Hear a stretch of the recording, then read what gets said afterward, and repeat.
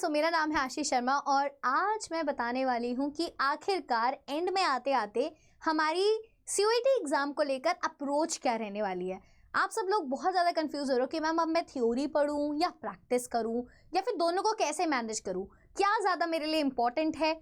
आप सब लोगों को इस वीडियो देखने के बाद जो है ये जो भी कन्फ्यूजन है आपकी, जितने भी सारे आपके डाउट्स हैं वो जो है सॉल्व हो जाएंगे। तो आपको यहाँ पे ना अब एक स्मार्ट स्ट्रैटेजी का यूज़ करके अपनी सीयूईटी की तैयारी को जो है आगे लेकर जाना है। अब क्योंकि आपके पास हार्डली वन मंथ आप कह सकते हो, 9 तारीख तो अब आई गई है। अब आप देख रहे हो कि आपकी बहुत जल्द जो है डेट शीट आपको देखने को मिल जाएगी, फिर सिटी इंटीमेशन स्लिप आ जाएगा, आपका एडमिट कार्ड आ जाएगा और देखते ही देखते आपका एग्जाम भी हो जाएगा। एंड आई डोंट वांट कि आप एग्जाम के बाद जो है यहाँ पे क्या करो, पछताओ कि भैया हमने तो एग्जाम अच्छे से नहीं दिया। सो अभी से आप अपनी अच्छी खासी जो अप्रोच बना लो जिससे आपके लिए आगे जो है सही रहे। तो यहाँ पे सबसे पहले बच्चों की जो कंफ्यूजन है कि मैम थ्योरी करें या फिर प्रैक्टिस करें, तो देखो मैं बताना चाहूंगी, अगर आपको ऐसा लगता है कि आपके कॉन्सेप्ट्स क्लियर नहीं है, कॉन्सेप्ट्स में कहीं कमी है, या फिर आपने अभी अपनी तैयारी स्टार्ट करी है, अगर आप अपनी तैयारी आपने स्टार्ट करी है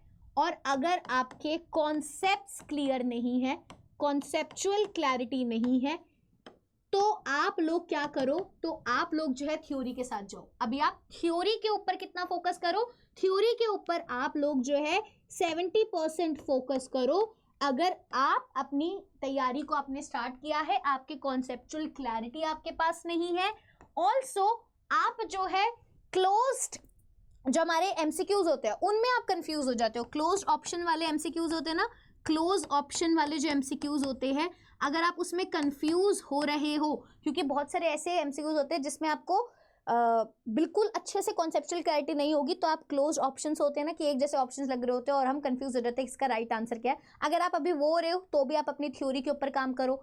तो आपने अब स्टार्ट किया, कॉन्सेप्चुअल क्लैरिटी नहीं है, क्लोज ऑप्शन वाले एमसीक्यूज में अगर आप कंफ्यूज हो रहे हो तो आप अभी थ्योरी के ऊपर 70% फोकस करो। मैं ये नहीं कह रही कि सिर्फ थ्योरी करते रहो, नहीं, 30% आपको भी प्रैक्टिस भी करनी है, 30% आपको अपनी प्रैक्टिस भी करनी है। और अगर आपको लगता है कि आपकी चीजें आप रिकॉल नहीं कर पा रहे हो, आपको क्या लग रहा है कि अगर आपके रिकॉल करने में प्रॉब्लम आपको आ रही है, तो यार आप अपने थ्योरी के ऊपर काम करो। क्वेश्चन आता है, आपको लगता तो है हाँ मैंने पढ़ा है बट याद नहीं आ रहा, रिकॉल करने में प्रॉब्लम आ रही है, तो भी आप थ्योरी के ऊपर जो है फोकस करेंगे।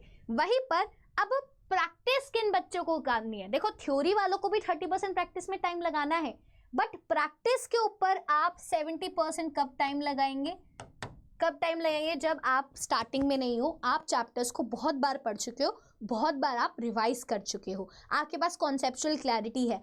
अब आपको क्या करना है, बट अब आपकी दिक्कत कहाँ आ रही है, दिक्कत आपको ये आ रही है कि आपकी स्पीड नहीं है, तो प्रैक्टिस बढ़ाओ यार, 70 से 80% करो। स्पीड बढ़ाने के लिए आपकी एक्यूरेसी नहीं है, आप कर तो रहे हो बट आपके एक्यूरेट आंसर्स नहीं आ रहे हैं, आप जो है ट्रैप में फंस जाते हो। कुछ ऐसे एमसीक्यूज होते हैं, ट्रैप कर लेते हैं आपको, तो आपको अब क्या करना है, ज़्यादा से ज़्यादा एमसीक्यूज प्रैक्टिस करने, बिकॉज इससे ये जो आप एमसीक्यूज में फंस जाते हो, कर नहीं पाते हो, उससे वो वाली प्रॉब्लम जो है सॉल्व हो जाएगी।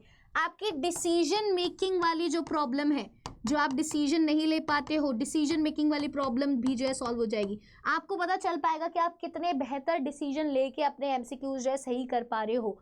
ठीक है, तो ये तो हो गया थ्योरी प्लस प्रैक्टिस आपको किस तरीके से करनी है, किस बच्चे को क्या करना है, क्योंकि हर एक बच्चा सेम नहीं होता। आपको अपनी खुद की स्ट्रैटेजी बनानी है कि मैं अभी किस चीज के ऊपर फोकस करूं, वहीं पर अगर हम बात करें राइट अप्रोच क्या होनी चाहिए मैम, कि लास्ट अप्रोच आपके हिसाब से मैम आप बताओ कि हम थ्योरी भी सही है हमारी और हमारी प्रैक्टिस भी सही है, अब हम लास्ट में क्या करें। तो लास्ट में यार बेस्ट अप्रोच क्या रहती है, किसी भी हमारा जो कॉम्पिटिटिव एग्जाम होता है, सीयूईटी कॉम्पिटिटिव एग्जाम है, आप सब लोग जो है लिमिटेड सीट्स के लिए लड़ रहे हो, तो लास्ट में बेस्ट अप्रोच ये रहती है कि आप 80% टाइम अपना प्रैक्टिस को दीजिए, 80% टाइम अपना प्रैक्टिस को दीजिए। वहीं पर जो आपका 20% टाइम है किसको दीजिए, 20% टाइम आपको रिवीजन को देना है। सिर्फ प्रैक्टिस करते रहोगे, रिवीजन नहीं करोगे तो भी नहीं चलेगा, और सिर्फ रिवीजन करते रहोगे, थ्योरी करते रहोगे प्रैक्टिस नहीं करोगे तो भी नहीं चलेगा, आपको दोनों को जो है टाइम देना है, दोनों को आपको जो है टाइम देना है, 80% और 20%। This is the best approach.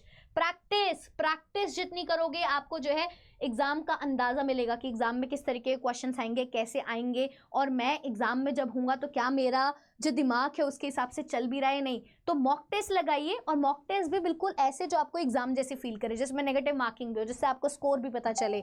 तो ये अप्रोच अगर आप अपनाते हो तो ट्रस्ट मी बहुत बेहतर हो जाएगा। और अगर आप अपनी ये 80% प्रैक्टिस करना चाहते हो ना, तो ये 80% प्रैक्टिस आपको कहाँ पर मिलने वाली है?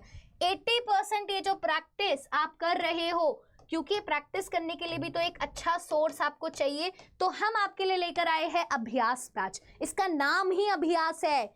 ज्यादा से ज्यादा अभ्यास करो, रिजल्ट आपको खुद ब खुद दिख जाएंगे। तो यहाँ पे आप देख सकते हो ये GAT प्लस आपका आर्ट्स डोमेन का ये पूरा बैच है। इसमें आपको चैप्टर वाइज इतने MCQs, इतना अभ्यास कराया जाएगा कि उसके बाहर कुछ आने वाला ही नहीं है। वहीं से आपके क्वेश्चन जो फंस जाएंगे। हर सब्जेक्ट की बात मैं यहाँ पे कर रही हूँ। और अगर आप इस बैच को लेना चाहते हो, अभी रिसेंटली लॉन्च हुआ है, इसकी क्लासेस जो है 12 अप्रैल से स्टार्ट हो रही है। सो आप लोग जो है फटाफट से इस बैच में इनरोल कर सकते हैं। और जब आप इनरोल करेंगे तो आपको मैक्सिमम डिस्काउंट लेने के लिए आप यहाँ पे ASHI40 कूपन कोड लगा सकते हैं।